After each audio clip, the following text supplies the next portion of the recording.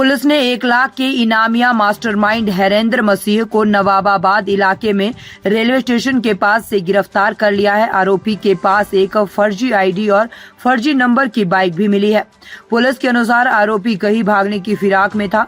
इस दौरान घेराबंदी कर उसे पकड़ लिया गया। एसएसपी सुधा सिंह ने बताया कि कानपुर में करोड़ों की जमीन पर कब्जे के मामले में इलाके का रहने वाला हरेंद्र मसीह आरोपी है। वह ही पूरे मामले का मास्टरमाइंड था। करीब 3 महीने से पुलिस उसकी गिरफ्तारी के प्रयास कर रही थी, लेकिन उसका पता नहीं चल पा रहा था। उसकी गिरफ्तारी पर 1 लाख रुपए का इनाम भी घोषित किया गया था। आरोपी पुलिस से बचने के लिए मोबाइल फोन का इस्तेमाल करना छोड़ दिया था। इससे रविवार की रात 11:40 के आसपास सर्विलांस टीम को हरेंद्र मसीह के बारे में इनपुट मिला, जिसके बाद पुलिस ने जाल बिछा दिया। रेलवे स्टेशन के गांधी चौराहे के पास से पुलिस ने उसे गिरफ्तार कर लिया और उसके पास एक फर्जी नंबर की बाइक भी मिली। इसके अलावा फर्जी आईडी भी मिली। उन्होंने बताया कि आरोपी को न्यायालय में पेश कर जेल भेजा जा रहा है। झांसी से पंकज रावत की रिपोर्ट।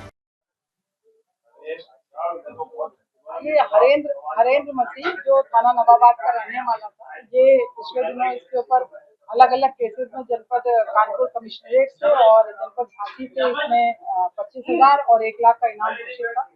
इसमें ये कल रात को ये गिरफ्तार हुआ है और इसके खिलाफ जो पहले से केसेस थे उसमें इनका रिमांड लिया जा रहा है और अभी हाल में परसों एक केस इसके अगेंस्ट दर्ज हुआ था और कल जब ये पकड़ा गया तो एक केस इसमें रजिस्टर हुआ है। इस मामले में इसकी गिरफ्तारी की गई। मतलब क्या मामला क्या है? क्या बड़ा होगा?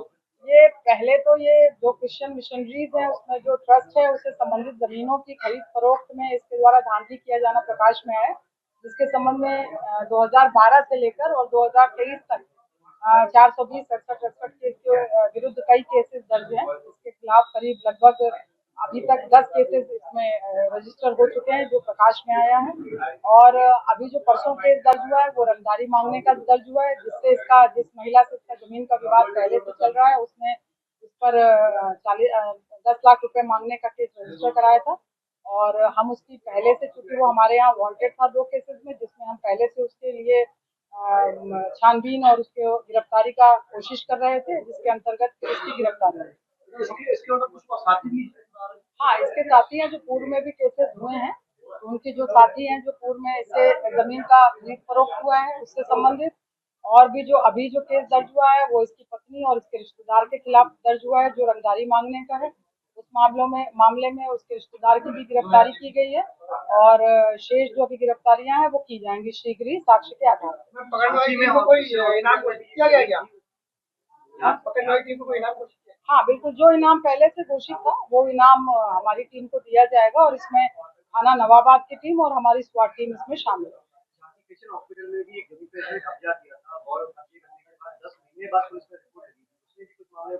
हाँ, वही मैं कह रही हूँ, जो पुराने भी केसेस हैं और जो कुछ एक पुराने केसेस में एफआईआर लग गई थी वो इन्वेस्टिगेशन हो रहे हैं उसमें।